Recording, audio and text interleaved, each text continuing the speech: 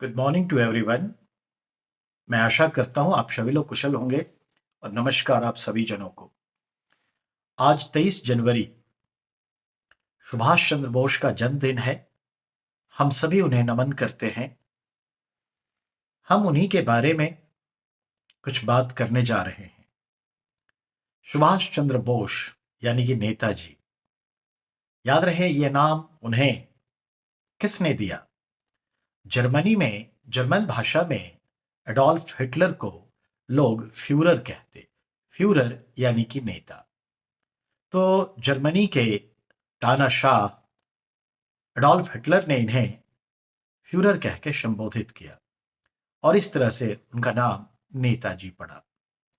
एक और भी है ये कि आजाद हिंद फौज की महिला ब्रिगेड की सेनानियों ने इन्हें कहा नेताजी।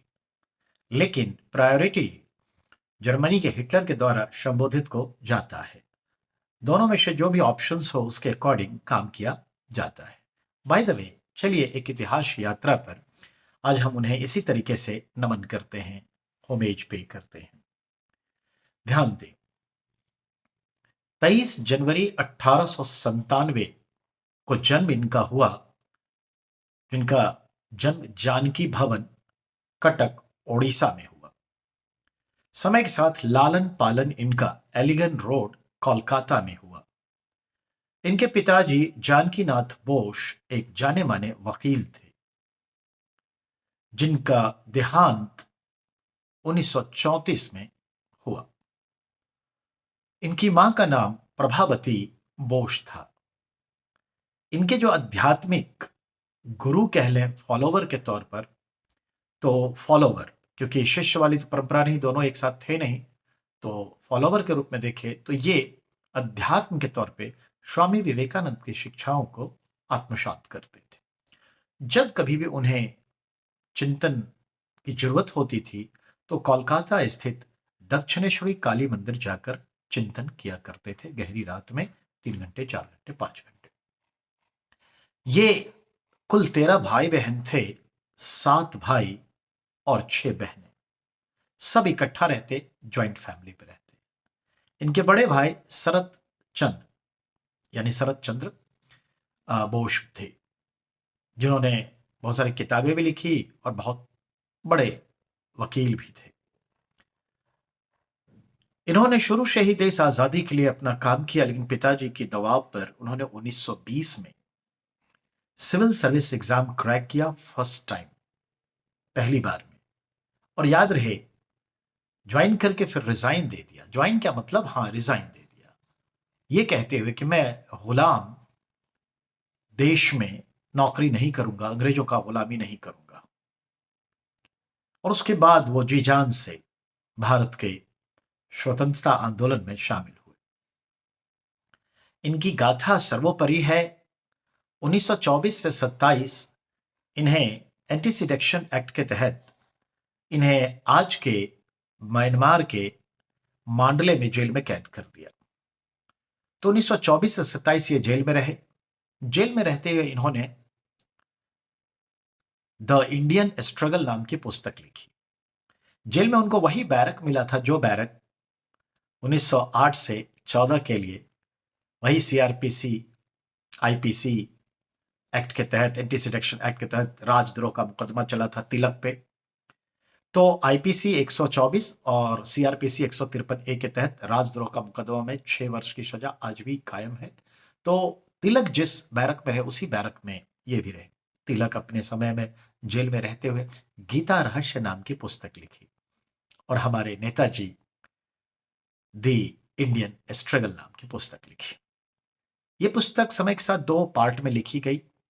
दोनों पार्ट मिला के 1920 से 1942 का इतिहास क्रम बताता है। आगे हम बात करते हैं 1931 में, 32 में, 33 में ये लगातार ऑस्ट्रिया, हंगरी की यात्रा करते रहे। बहुत सारी जगह उनको जाना होता था। समय के साथ 32 में ये मेयर बने, कोलकाता के मेयर 32 में बने। और उनके स्पीच को देखते ही हुई चितरंजन दास समझ गए कि ये बहुत होनहार और आगे चलकर बहुत बड़ा नेता बनेगा, और उन्हें कहा कि आओ भारतीय राजनीति में कूद पड़ो।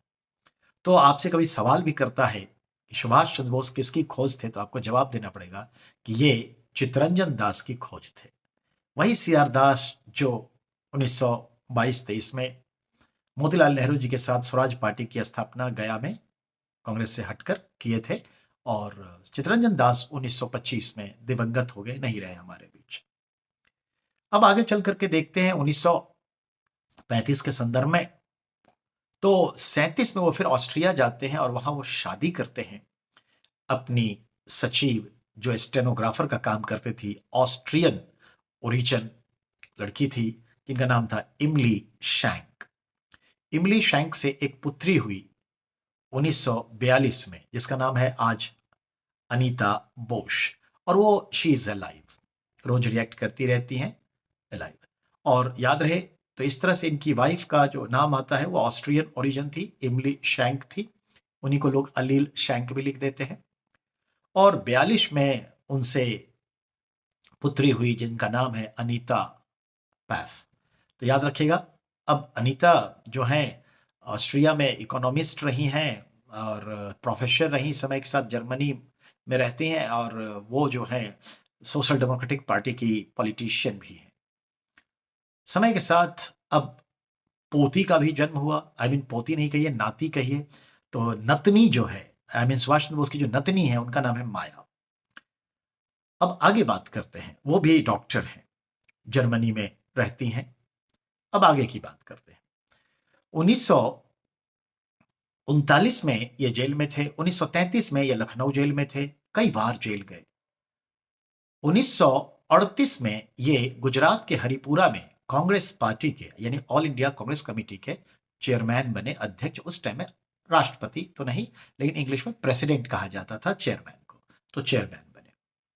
फिर 1939 में हम देखते हैं हरिपुर के बाद हुआ त्रिपुरी, जबलपुर, गुजरात में, और इस बार कांग्रेस के प्रेसिडेंट के तौर पर ये दोबारा नामांकन हुए, क्योंकि बहुत पॉपुलर लीडर थे और कांग्रेस की स्थिति सबसे खराब उस वक्त चल रही थी।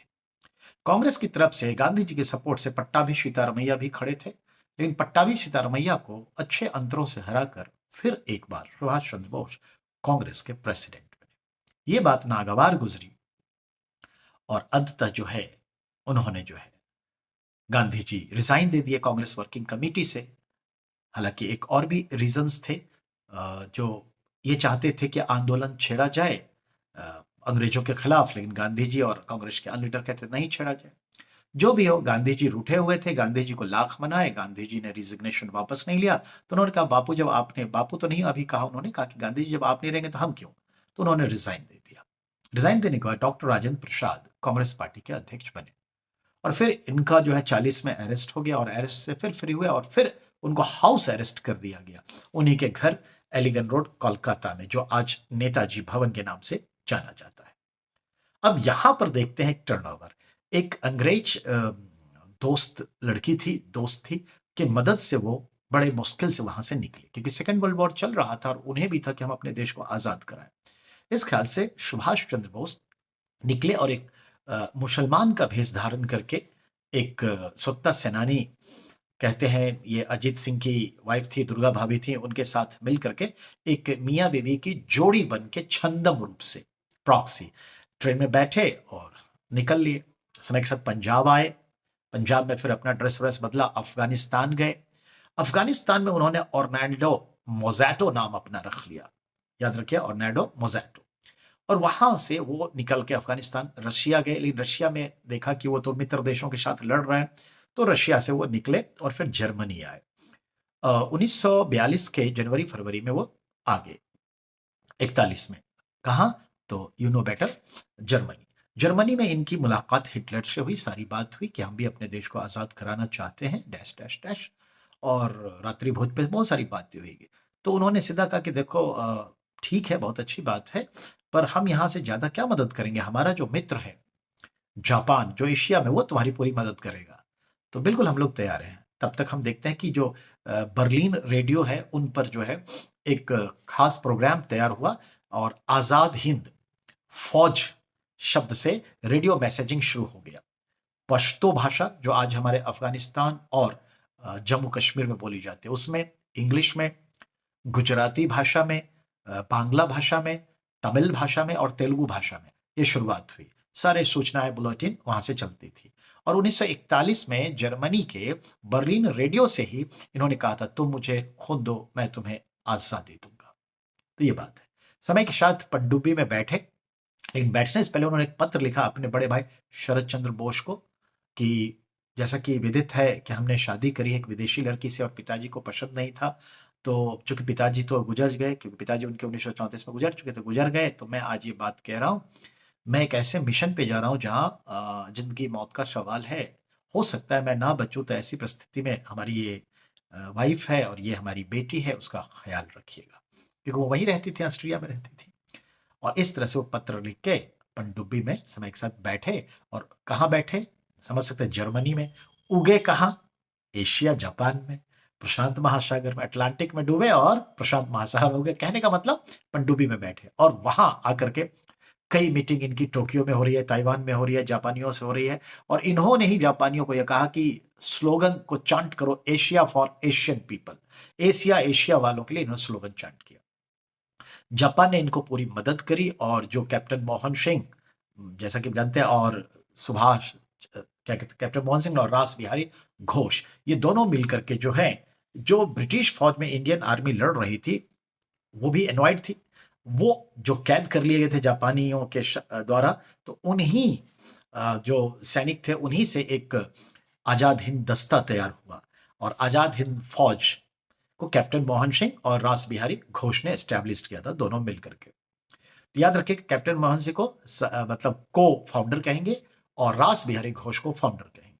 42 में ये हुआ।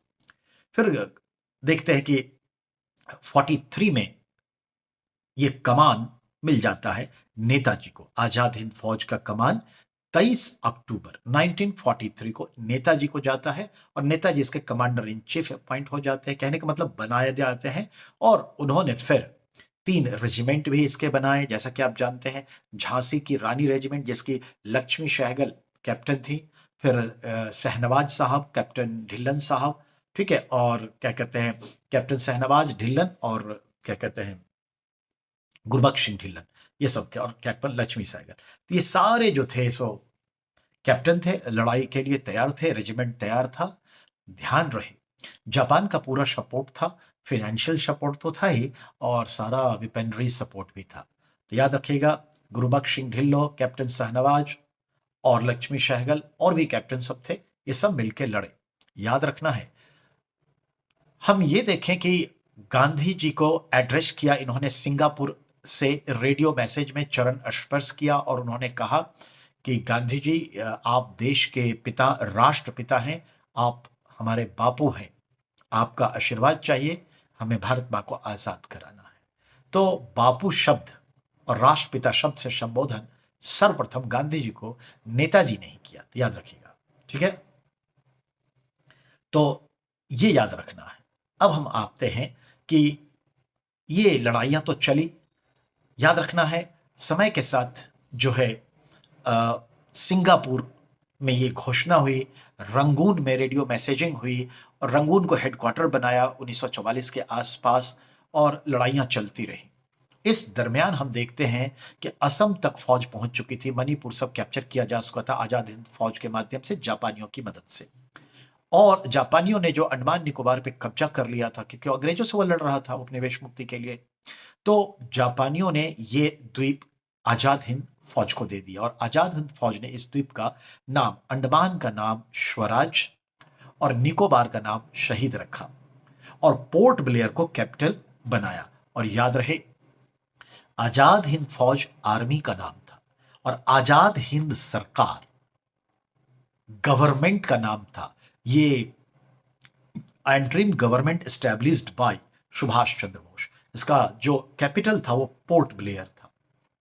इसका अपना झंडा, अपनी करेंसी, अपना राष्ट्रगान और इसके प्रेस, इसके अलावा इसकी अपनी आर्मी, 7 देशों ने इन्हें रिकॉग्नाइज किया था, मान्यता दी थी आजाद हिंद सरकार को। तो ये ध्यान में रखना है, ये सब लड़ाइयां लड़ी जा रही थी। तो ये अंतरिम सरकार पोर्ट ब्लेयर में बैठ चुकी थी और यहां कांग्रेस की हालत खराब थी कि टर्निंग पॉइंट है, नेता कोई और होगा, देश आजाद होगा, कोई और लीडर बन जाएगा, पीएम बन जाएगा। तो बहुत सारी चीजें थी, जो भी है षड्यंत्र जाने दीजिए। अब सवाल को दायरे से देखिए, अब इसके बाद क्या होता है? अब इसके बाद होता क्या है?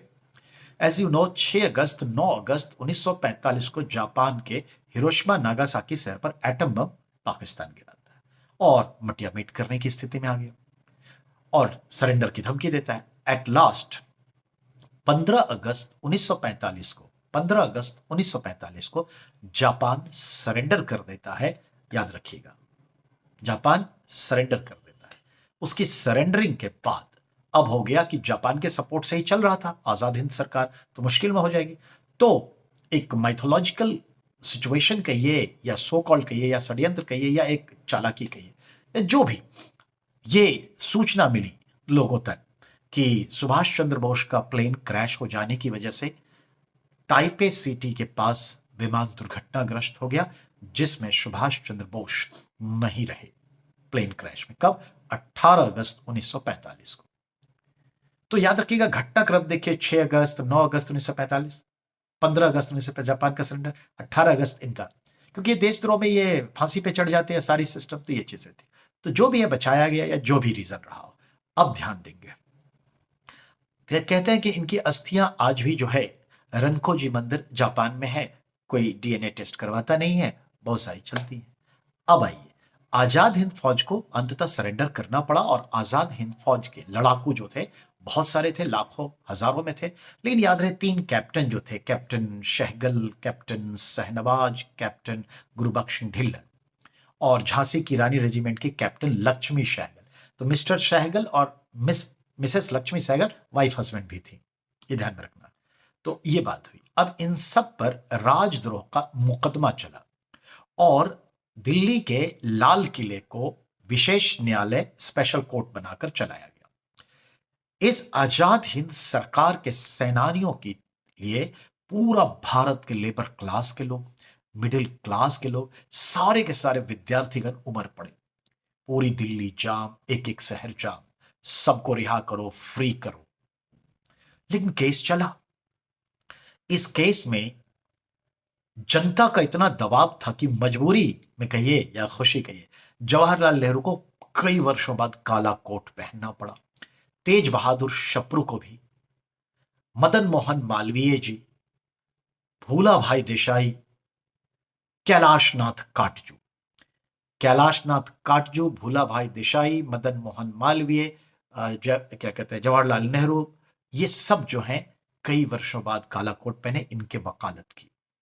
अंततः ये लोग भी हार गए, यानी आजाद हिंद फौज के इन 3 कैप्टन को फांसी की सजा सुनाई गई। कब? तो 1945 के आसपास की बात है, 46 के आसपास। लेकिन हालात इतने बदतर स्थिति में आ गए थे कि अंग्रेजों को लगा कि अगर इन लोगों को छोड़ेंगे नहीं, माफीनामा नहीं देंगे, तो मुश्किल हालात में आएंगे।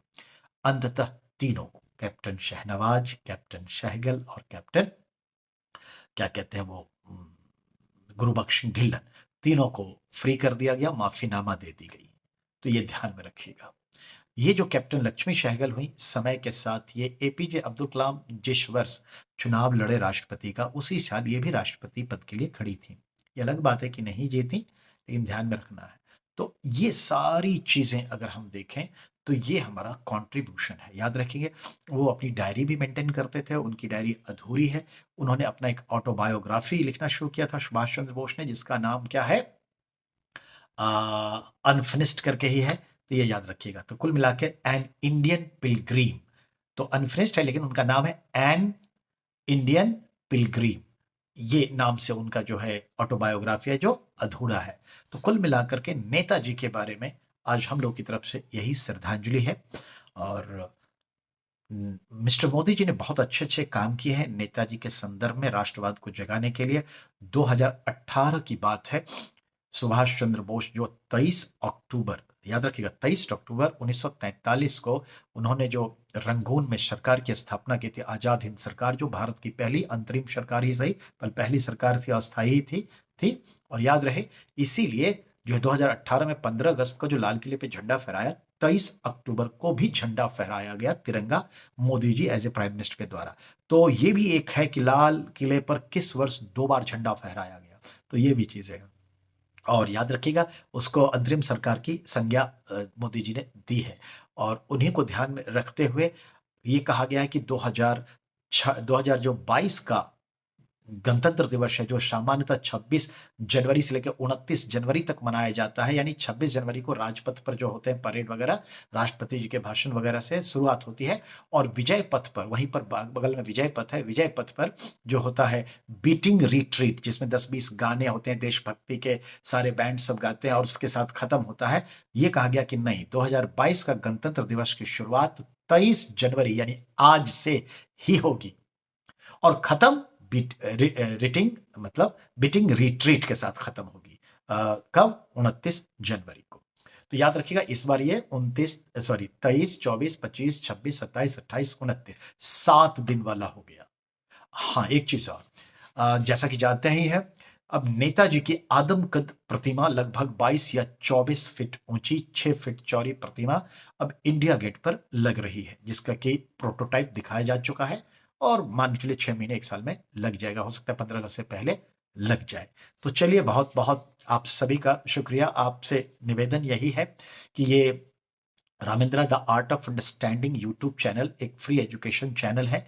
आपका साथ चाहिए, आपका सहयोग चाहिए, ताकि सुनील सर आपकी सेवा में सदैव ऐसे ही तत्परता से लगे रहे। बहुत बहुत धन्यवाद आप सभी का।